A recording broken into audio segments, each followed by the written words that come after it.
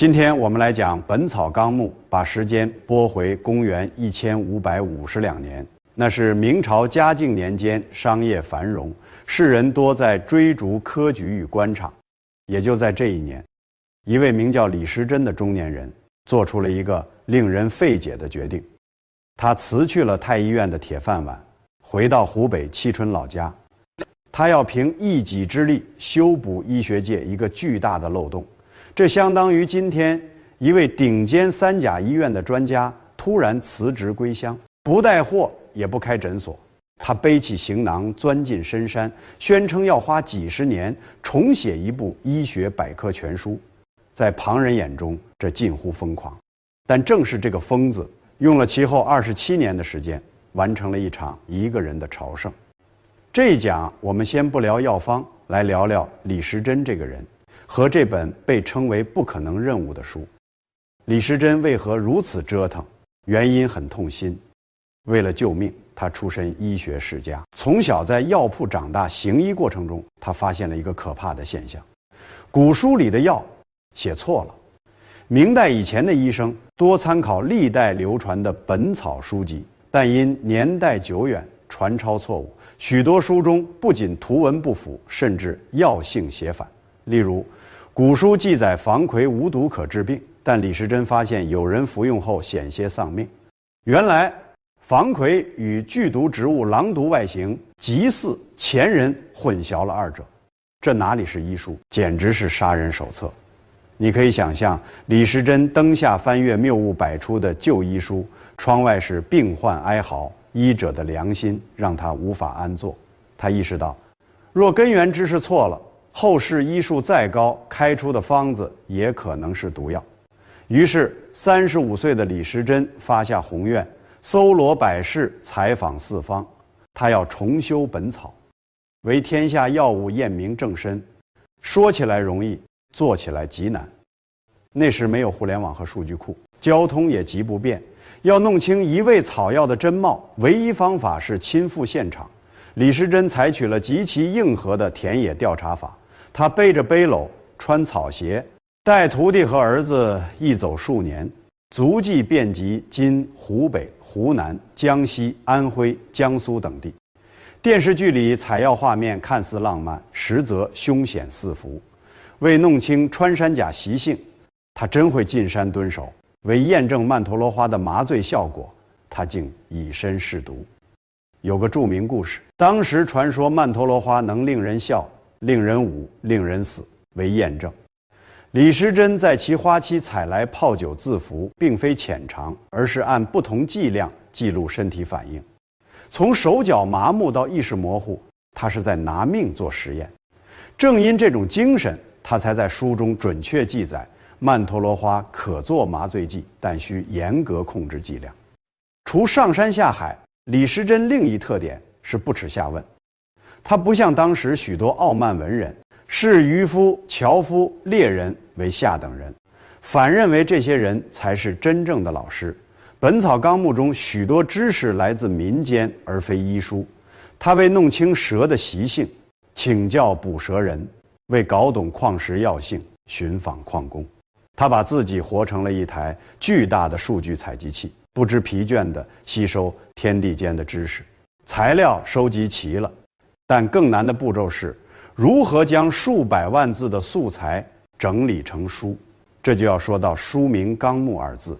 此前医书分类混乱，或按毒性分，或按草木金石分，皆粗糙。李时珍创造性地引入了一种类似生物进化论的分类法，按从微至巨、从贱至贵的顺序排列，先列水、火、土、金、石等无机物，次列草、谷、菜、果、木等植物，再次列虫、鳞、介、禽、兽等动物，最后才是人。此分类逻辑比西方分类学家林奈早了整整200年。写作的那些年，李时珍家中常灯火，彻夜不息。彼时他已年老体衰，身患骨征病，类似肺结核或严重慢性消耗性疾病，每日咳嗽、发烧、消瘦，却不敢停笔。他对儿子说：“恐此书不成，遗憾没事矣。全书3易起稿，每次修改皆近乎推倒重来。终于在万历6年，公元1578年，这部巨著定稿，全书52卷，190万字，收录药物1892种，药方11096个，插图1100多幅。这不只是一本医书，更是一部明代的大英百科全书，一部关于中国自然界的宏大史诗。但故事到此，并非鲜花掌声的结局，现实往往更残酷。书成了，却无法复印，因篇幅浩大，刊刻成本极高。且李时珍在书中直言不讳地批评了当时达官贵人迷信的长生不老药，如水银、丹药，开罪了不少人。书商见其风险高、成本大，无人愿接。年迈的李时珍只得托病躯，携书稿四处奔波寻出版。他在南京苦等10余年，至死未见书成。公元1593年，李时珍暴悍离世，享年75岁。直到他去世后第3年，公元1596年，《本草纲目》金陵版才终于刻印发行。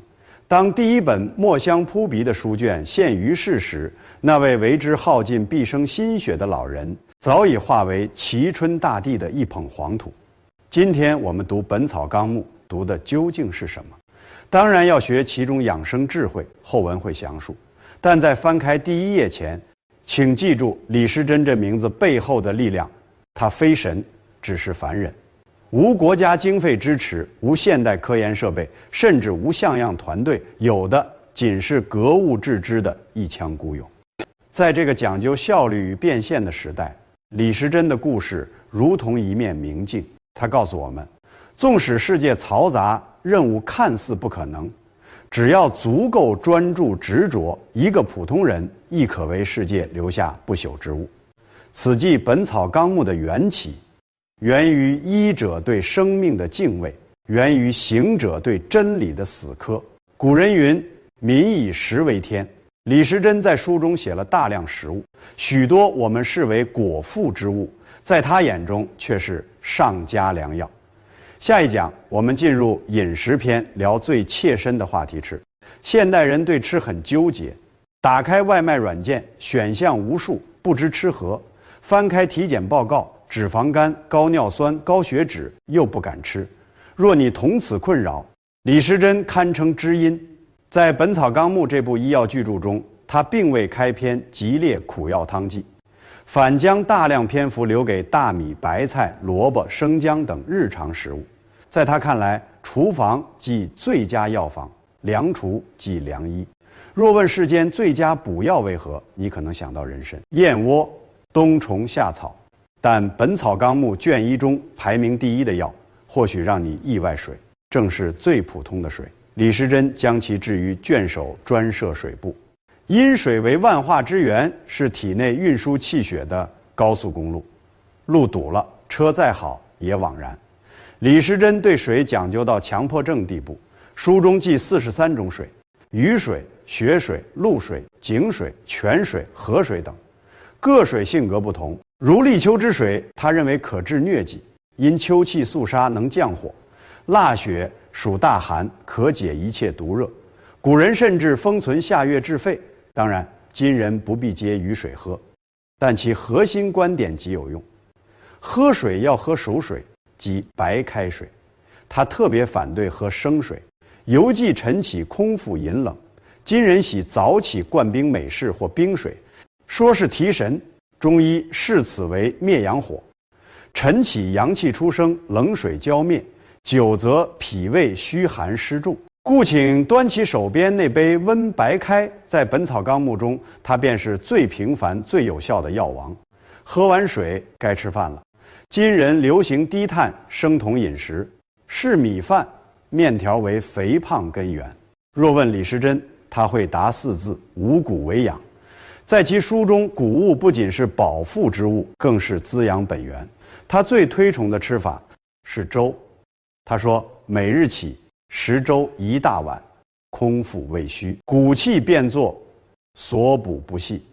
晨起空腹喝1大碗热粥，谷物香气直润脏腑，补益效果精细而强大。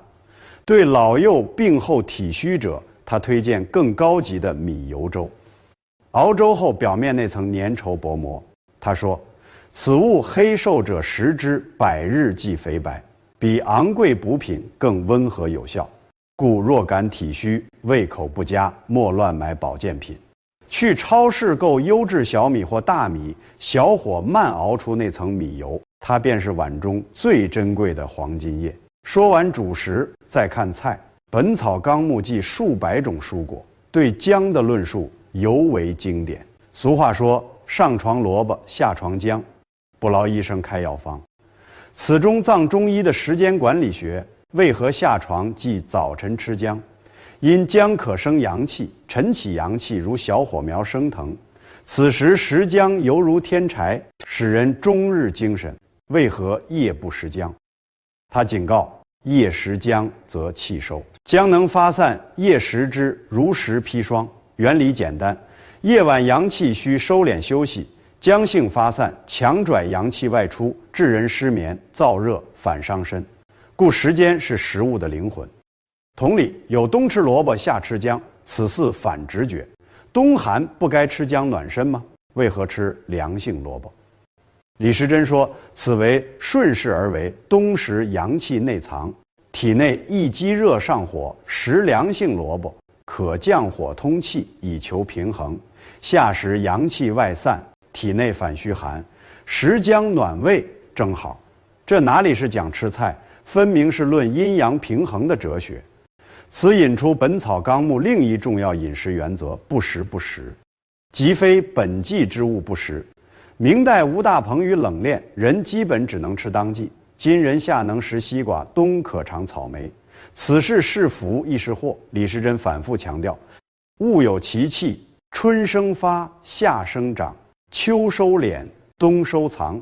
若冬食寒凉西瓜，是在该藏时强行泄；春食大热羊肉，是在该发时强行上火。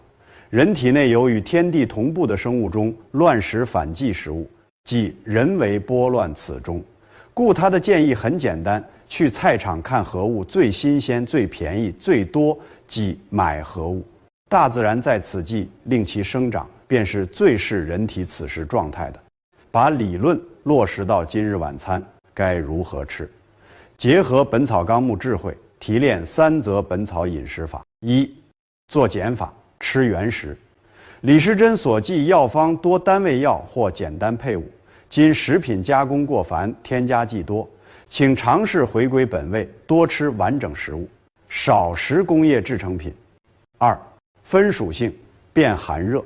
若为寒性体质，手脚凉，怕冷，少食绿豆、苦瓜、西瓜，多食姜、羊肉、桂圆；若为热性体质，易上火、口臭、便秘，则反之。不明体质，可择平性之物，如米饭、苹果、白菜，皆性温凉。三、七分饱，与脾胃于地。李时珍云：饮食自备，肠胃乃伤。再好的东西，过量即成毒。保持微饿是维持清醒与活力的秘诀。在《本草纲目》中，我们所见不只是一部食物百科全书，更是一部人与自然交往的法则。每一次进食，实为身体与自然的能量交换。李时珍告诉我们，只要顺应天时，通晓物性，一碗简单小米粥，一颗普通红枣的力量，胜过万千名贵补药吃。非仅为果腹，实为一种修行。既明吃，世上还有许多奇物。你可知在李时珍笔下，有些动物全身是宝，有些虫子可治大病，甚至房梁尘土、脚下泥土皆可入药。下一讲进入最有趣的博物片。若说《本草纲目》不仅是一本草药书，更是那个时代的神奇动物在哪里？你是否会惊讶？许多人被本草二字误导，以为书中只有植物，实则李时珍野心极大。书中包罗天上飞、地上跑、水里游的万物，甚至土中石，灶上灰、梁上尘，在他眼中世间无废柴。懂他，垃圾可变良药；不懂，黄金亦成砒霜。此讲便来一探书中冷知识，看古人如何借这些奇物理解世界。先看动物园，书中动物不少，鹿被李时珍捧为天物。神话剧中鹿象征长寿，在李时珍看来，鹿是纯粹的生命力。有个冷知识，鹿茸它非单纯鹿角，而是雄鹿胃骨化带绒毛的嫩角。李时珍敏锐察觉自然界的奇迹，无任何哺乳动物器官能如鹿茸般疯狂生长，短短数月从春萌至夏成角，此乃爆发式能量。中医视此为纯阳之气。他认为鹿淫而多精，精力极旺，终日奔月，不知疲倦。古人用鹿茸，非仅为壮阳，更为借其生生不息的时间魔法，为那些体寒肢冷生命力将竭者注入强心剂，提振阳气。但他也警告，若你本为火药桶，易怒、长痘、高血压，鹿茸与你便是毒药。此即《本草纲目》的辩证法，甲之蜜糖，乙之砒霜。离开动物园，去厨房角落寻赃物。若穿越回明，你腹痛、腹泻或鼻血不止，李时珍或开一味药，不花钱，你家灶底便有。他名服龙肝，听来霸气，实为造心土，即柴火老灶下被火烧多年的黄土。莫贤臧在李时珍逻辑中，此是宝。因涉中医五行转化，土本静，经灶火数十年熏烤，吸饱火能，此谓火生土。当你腹泻、脾胃虚寒时，体内土过湿如沼泽。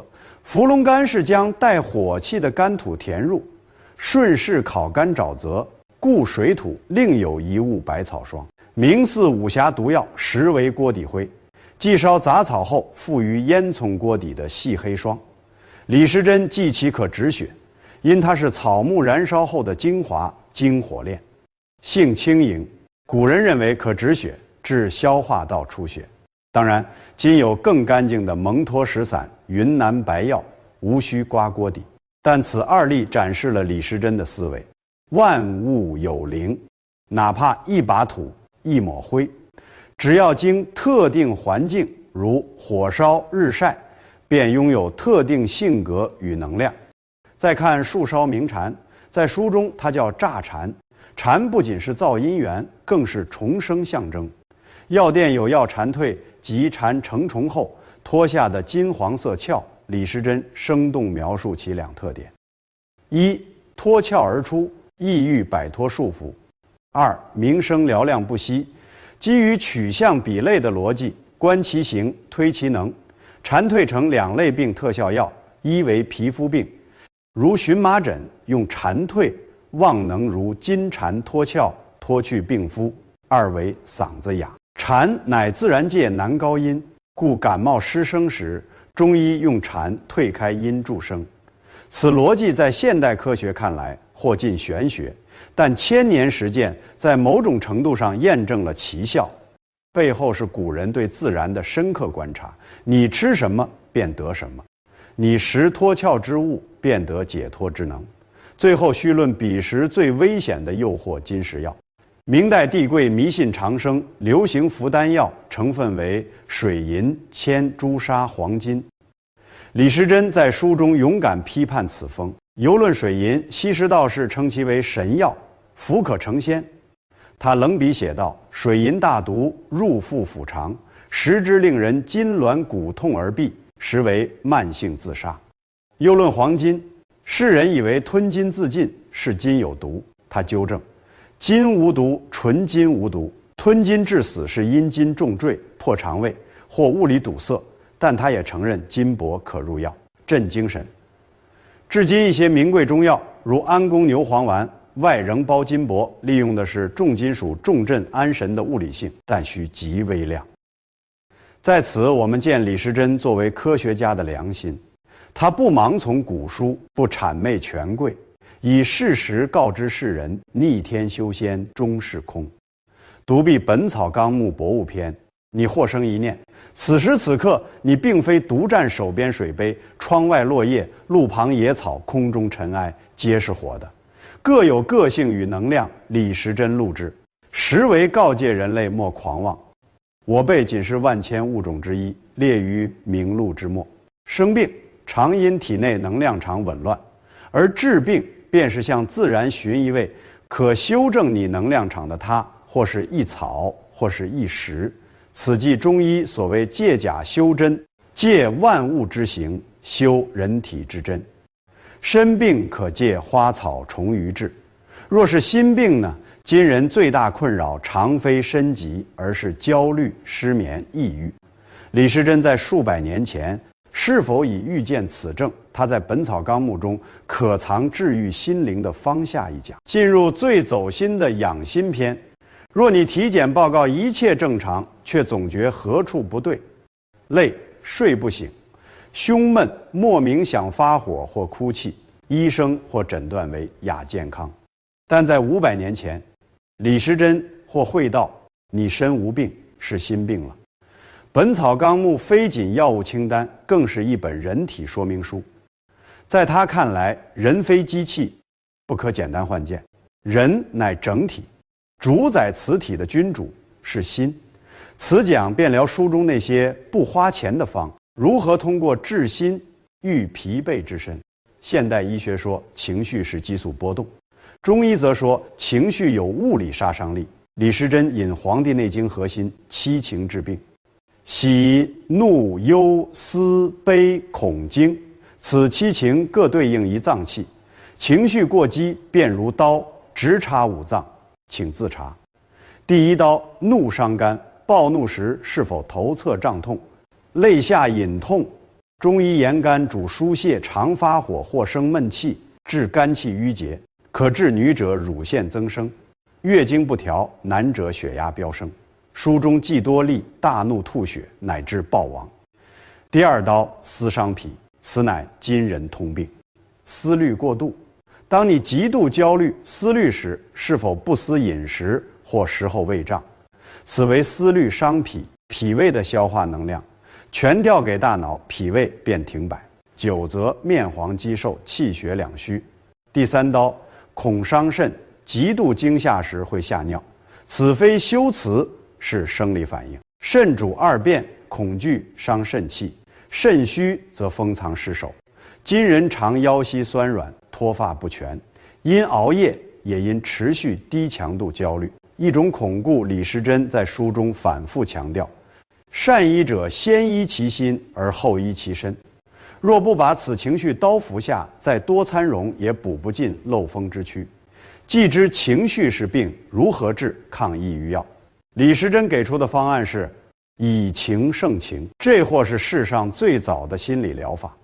其理即五行相克，情绪对应五脏，五脏对应五行，故情绪间亦可如石头剪刀布般相克。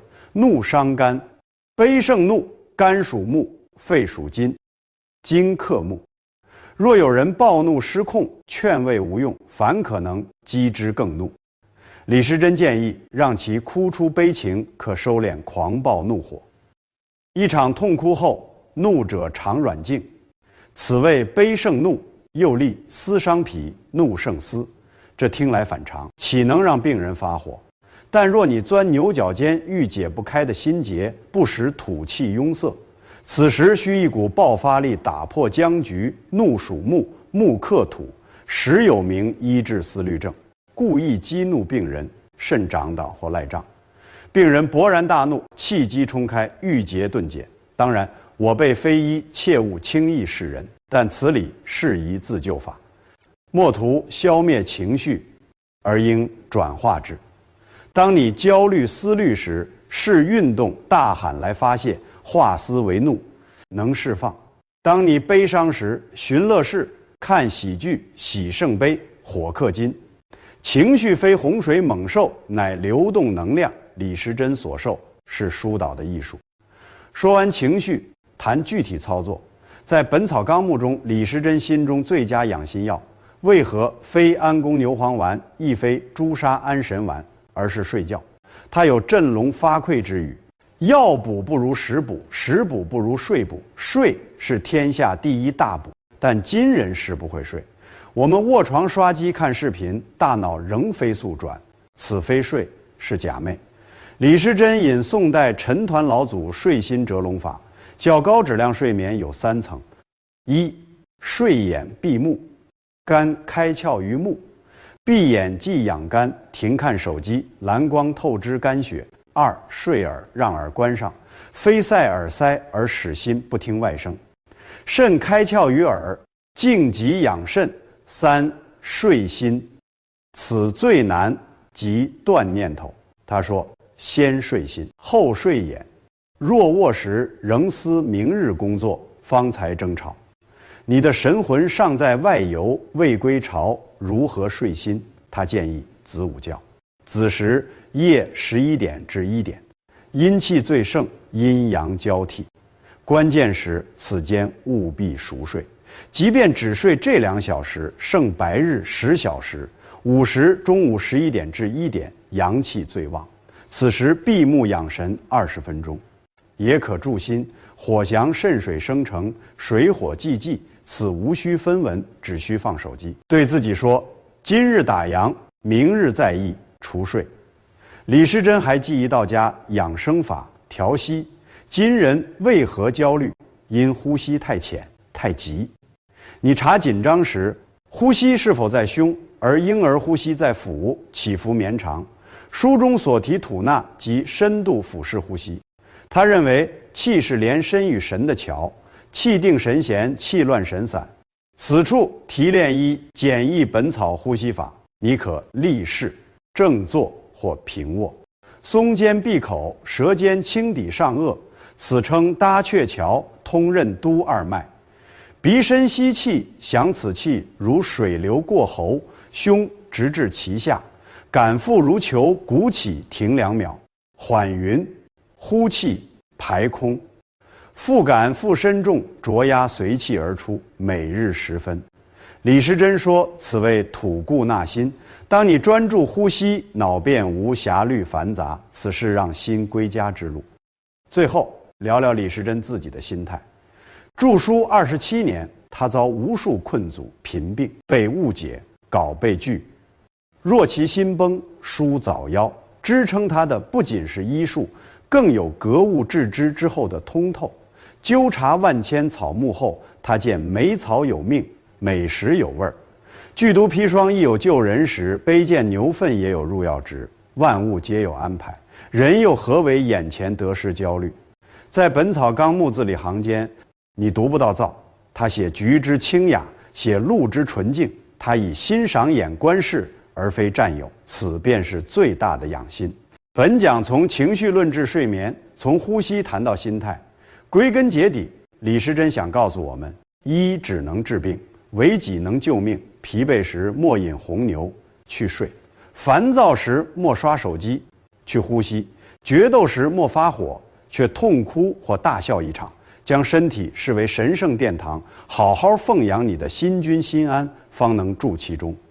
好了，经前4讲，身心已调治佳态，但生活总有意外，感冒、发烧、腹泻、烫伤为今人。我们无需如古人般入山采药，亦难在家炼丹。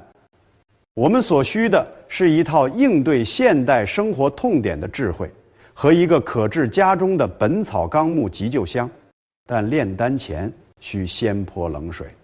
这是李时珍受的第1条智慧，怀疑精神。